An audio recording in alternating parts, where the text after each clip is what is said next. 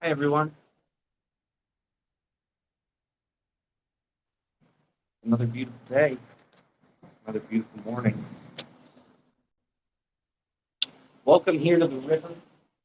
The sun is rising, and we have some noise in the background. Hopefully, that won't last much longer. It happens sometimes, right?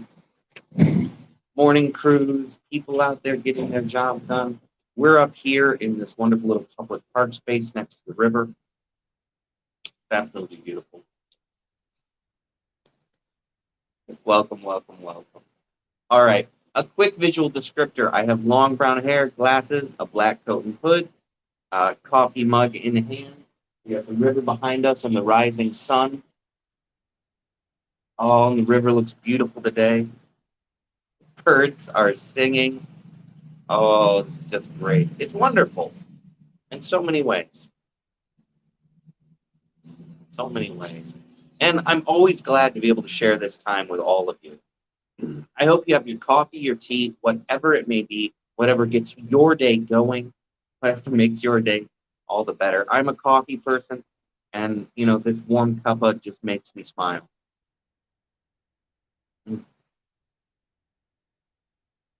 It's a wonderful feeling.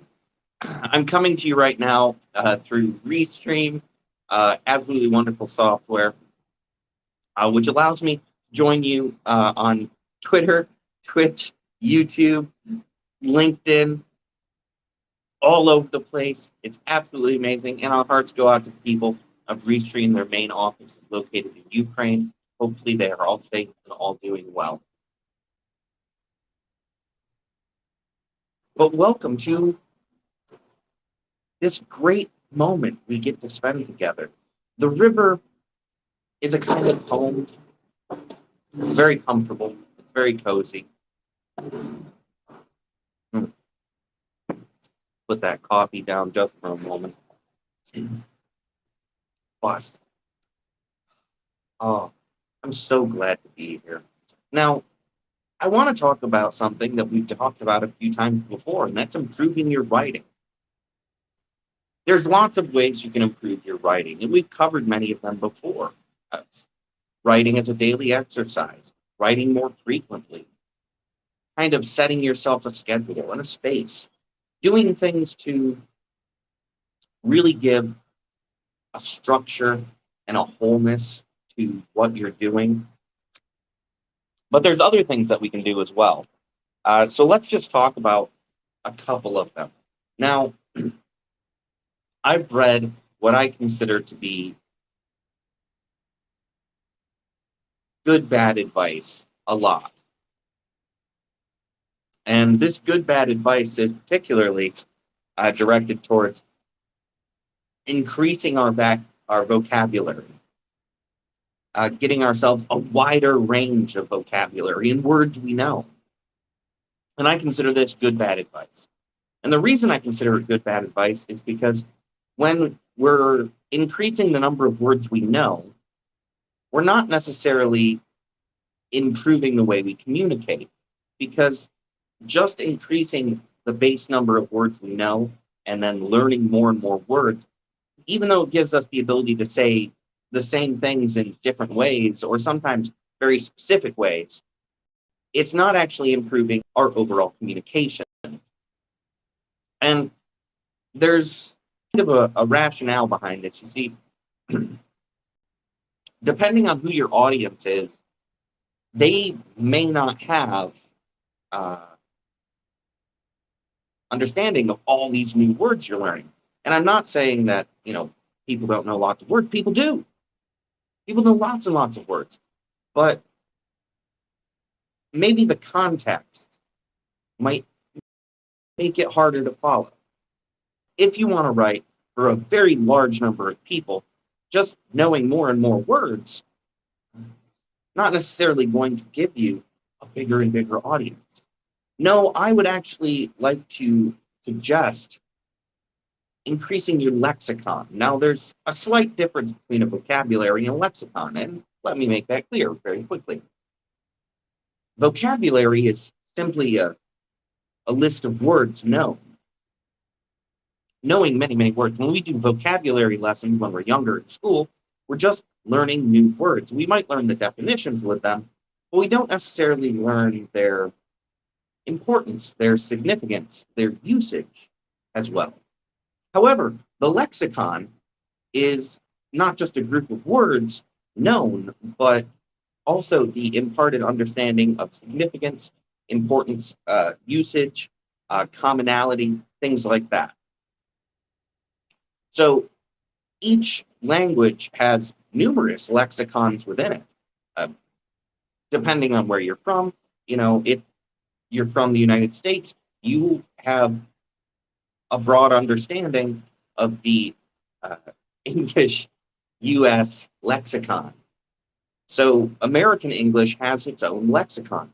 The words that we use have their own significance and their own value and their own common usages. And of course, there's sayings and other things that fall within this. But as you travel around the country, you're going to come into various areas that have their own specified lexicons. This, of course, gets a little muddy, but in concepts of cultures, communities, groups, or even branches of education, there are additional lexicons. What I'm going to suggest is, as opposed to developing just your vocabulary, you should be developing your personal lexicon. Now, when someone reads your writing, you have to infer the importance and significance of the words you use. Some of them will already have a commonplace usage and significance, whereas some that are very specific to what you want to write about, their significance might not be the same in the common lexicons of the area, but in your writing, very important. This is kind of a extra set of steps to go through, but developing your personal lexicon is going to go a lot further in improving your writing than just developing your vocabulary. And by no means am I saying don't learn more words. No, learn more words. Learn them. Increase your vocabulary. But more important than your own vocabulary is your own personal lexicon, and then becoming familiar with the regional or even national lexicon we use. It's a small step towards having more concise writing.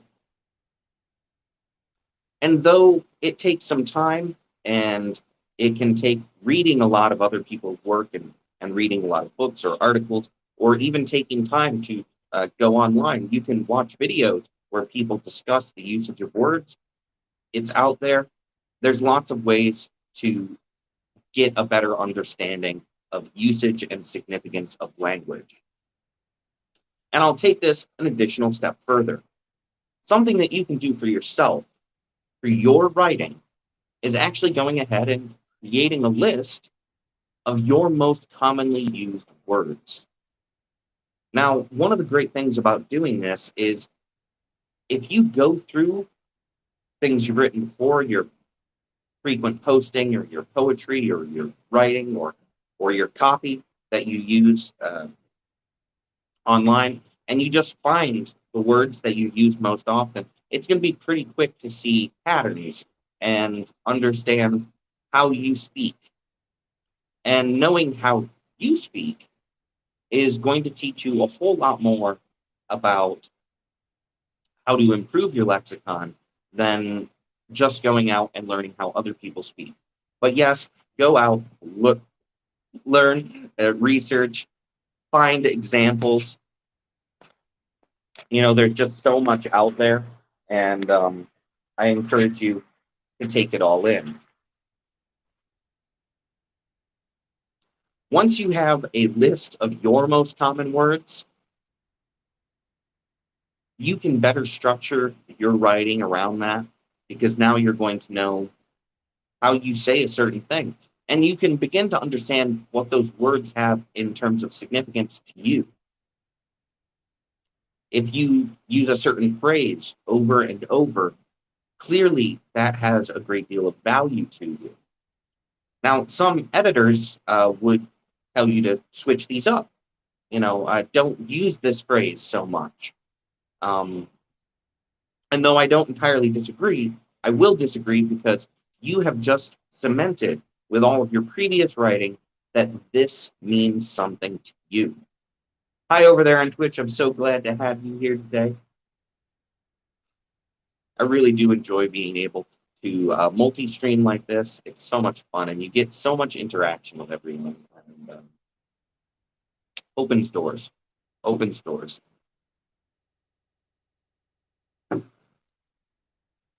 But yes, to go back, make a list of your most commonly used words. Um, go through your previous copy. If you have predictive text on, predictive text sometimes learns the things you say most often. And it can be really interesting to see what it thinks you're going to say. I don't like to use predictive text, but it can be a good teaching tool for ourselves in developing our own personal lexicon, understanding how we speak, and better understanding our own voice. So, but yeah, so make a list. Once you have your most commonly used words, you can even come up with your most commonly used phrases. You can better understand their significance. And then you can begin structuring your writing in a way so you use these at the most important times, because your previous readers are going to know that when you say this, it has meaning. Or when this comes up in text, or when you verbalize it on a live stream or a podcast or something like that, it has a great deal of value. And after working on developing your lexicon and then developing your own style, as it were, with these common phrases and words, we're going to go one additional step. And what you're going to do is you're going to start assigning a sort of significance to certain words that maybe are not commonly used, but that you commonly use. Depending on your field of study or interest, depending on your genre of writing, depending on whether you're a blogger or an article writer or a copywriter or a novelist, certain things are going to have a great deal more value, or potentially a slightly different meaning when you say them.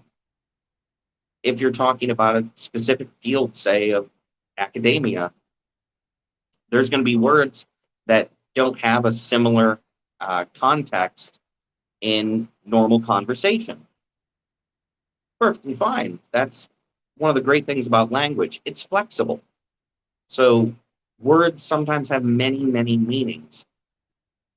But keeping that in mind, if there is a point in time when you can define that for your reader, whether through context of situation or a footnote, or maybe even taking a second to write an extra line to explain what you're talking about, that's going to go a long way again to help improve your writing.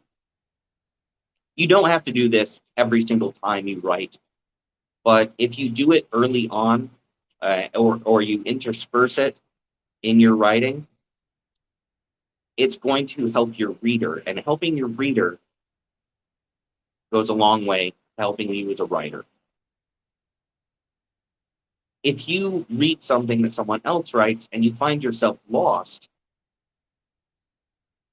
this is a good example of someone not taking the time to put context in to give us those clues. What does this phrase really mean? What does this word really mean? These are just some thoughts, just some ideas that I think will help you overall. A lot of us are writing very often.